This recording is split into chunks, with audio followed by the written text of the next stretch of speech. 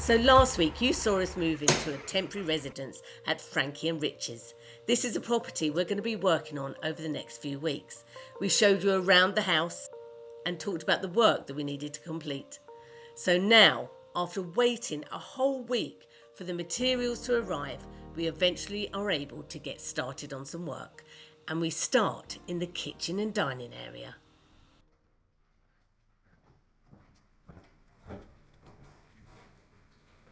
Okay, first mix is in. We decided to start first on this kitchen area. So that means that while I'm doing this wall that's already been prepped, Ted could continue working on the fireplace and start prepping the rest of the walls as we go along. So I can sort of follow him round. He's going to do all the mixing for me.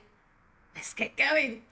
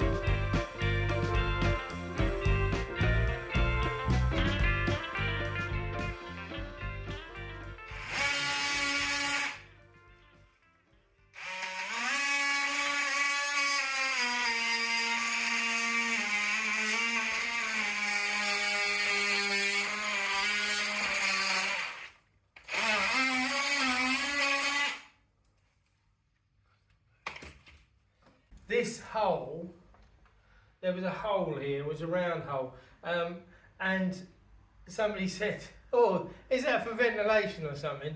Well, no, because it's a chimney. So if you had a fire and everything and you didn't have you had a hole in your chimney, it'd just come out here like that.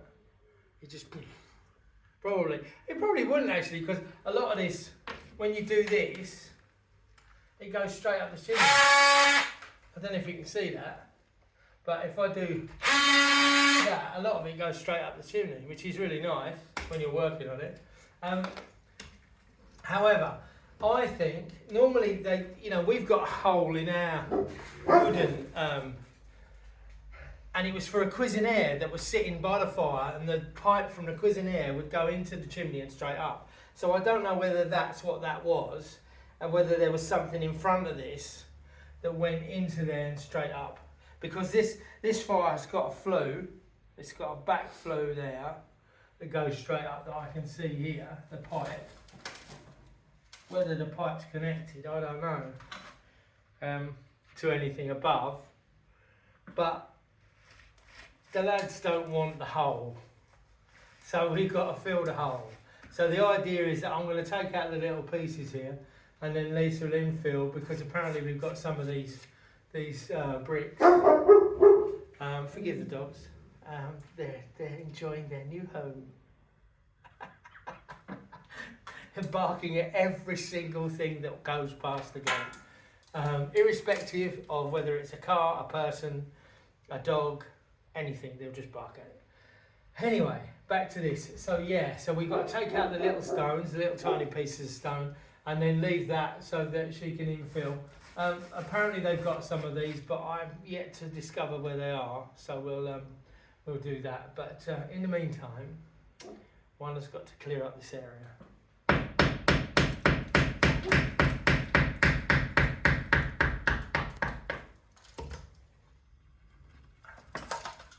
One down. Right. So, yeah, and it's the thing. The other thing is this is all clay. It's all made of clay. And so, if you want a tool for Christmas, boys and girls, get one of these. They are very inexpensive. They're about €100, £100. And if you've got a battery pack, everybody does them. These mob do them. Everybody does them. What are they called? This is just called a multi-tool, as far as I know. And they come with so many different. You can get sanding pads for them. You can get blades for them. And if you're in a tight spot, one person, Steve's mate Dean, called it "Get Me Out of Trouble" tool. Actually, that's a good one. Yeah. Get me out of trouble. I think that's fantastic. I think somebody should adopt that, because this really does get you out of a lot of situations. Because if you're trying to cut a piece of wood that you can't get the side of it, you can go in front ways with this. If you're trying to sand something that's a really awkward place, this will do the job for you. And loads of people do bits. This one here is for like tile grout and all that sort of thing, trying to get tile grout. So if you're redoing tiles, you can go in there. But what it does do is gets in here like this.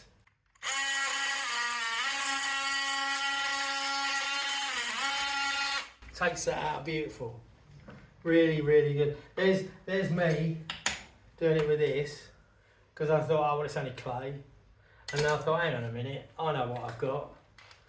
If there's a power tool to do the job, most of the people I know will find it and do it. But yeah, so there's a couple more out, and then we'll do that. We'll leave that, and then we'll try and do some of these surface stones. There's a couple of nails here that I can't get out. But what I do like about this job at the moment is the way the sandstone, or I don't know whether it's sandstone, limestone, whatever that is, but it's quite soft and it cleans up lovely. So you get all the paint off it and it cleans up lovely. There is a thought that we maybe clean up this just to give it have a look. I don't know what that is. This is probably granite. But yeah, as most of them are. Anyway, we'll crack on.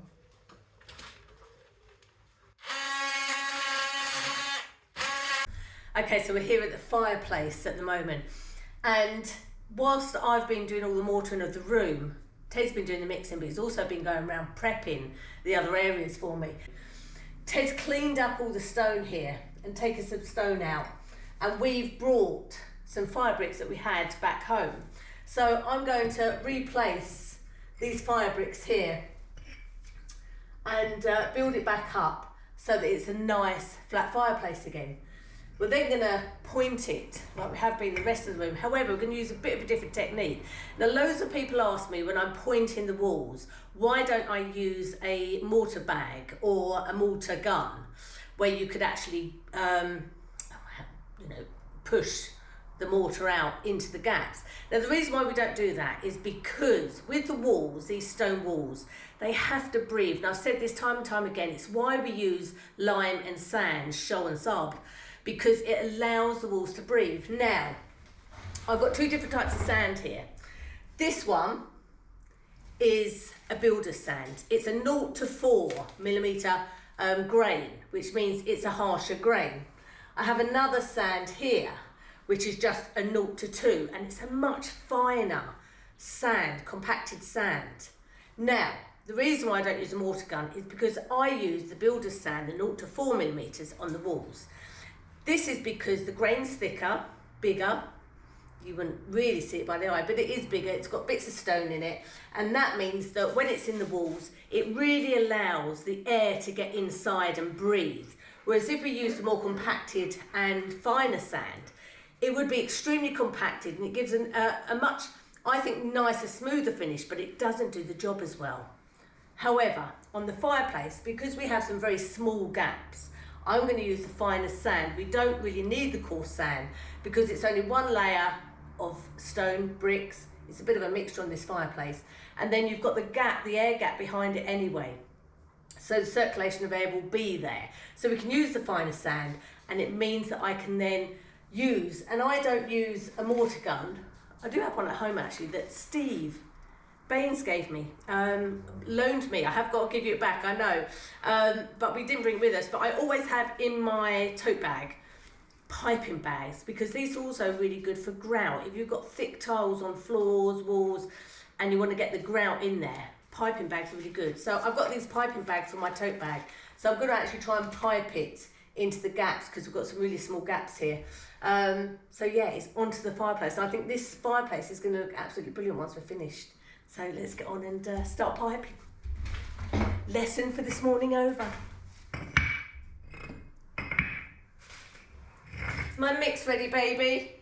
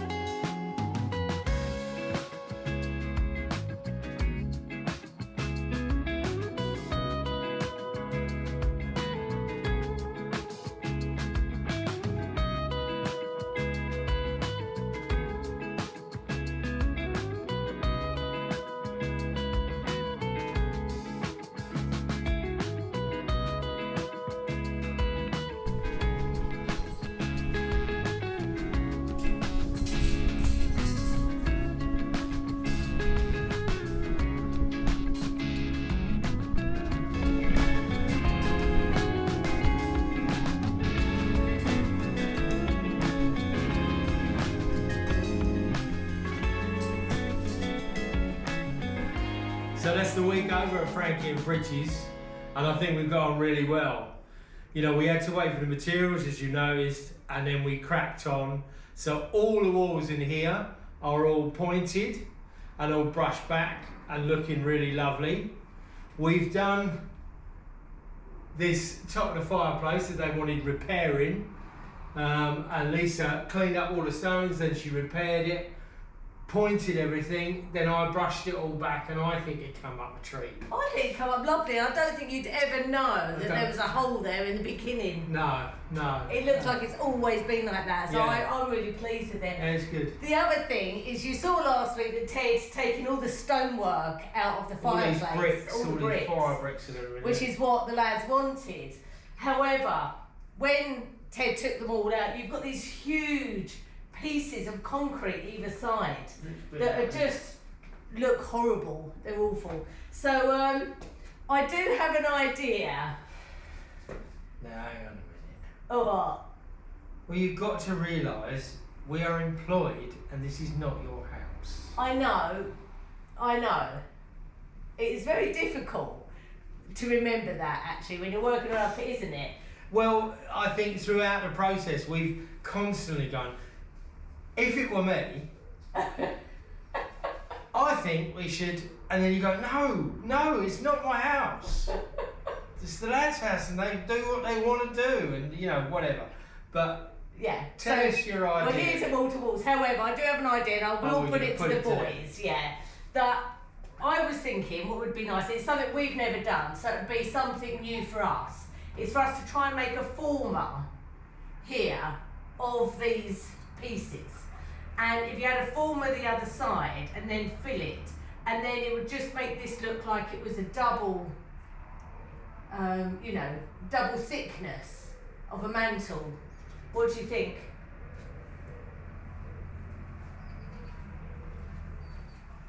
How come I get into all this trouble? I think it'd be really good if you Yes, did it. darling, yeah, it sounds like a really good idea. Yeah. No, honestly, do you think it is? I think it would look nice. I think maybe if you created something like that, but then had something here, Yeah. so it gave it, it was accentuated in the two, so you had the one back, and then that comes forward a little bit. Yeah. So maybe even if you did it straight, Yeah. to make your life easier, that it just, and then maybe shape something in, or just shape that into there, then went straight down, as opposed to doing this back. Yeah. You come down there. I don't know. Anyway, I'll ask the boys what they think, but that will be another project altogether. So, as far as we've been asked to do in this room, we are done. It's now on to the next room, which is the nook, the snug. The snook, the snug. Snook, the snug, the snug, we call it. I don't know what Frankie and Richie calls it. But, next week we're on to the snug. Give it a go in there, and, come back next week. So, don't forget, Like, subscribe, comment, thumbs up. and let's get those numbers back up, please, because we need them. And it's good stuff. It might not be our house, but it's good stuff we're doing here. We'll She's see a you all. master. Well, we are masters together, baby. That's very sweet. It's very sweet. We make a good team. Anyway, we'll see you all next week for the snug. See you then. Been enjoyed. Bye. Come on, let's go and get something to eat. Yeah, I'm starving. It's been a long day today.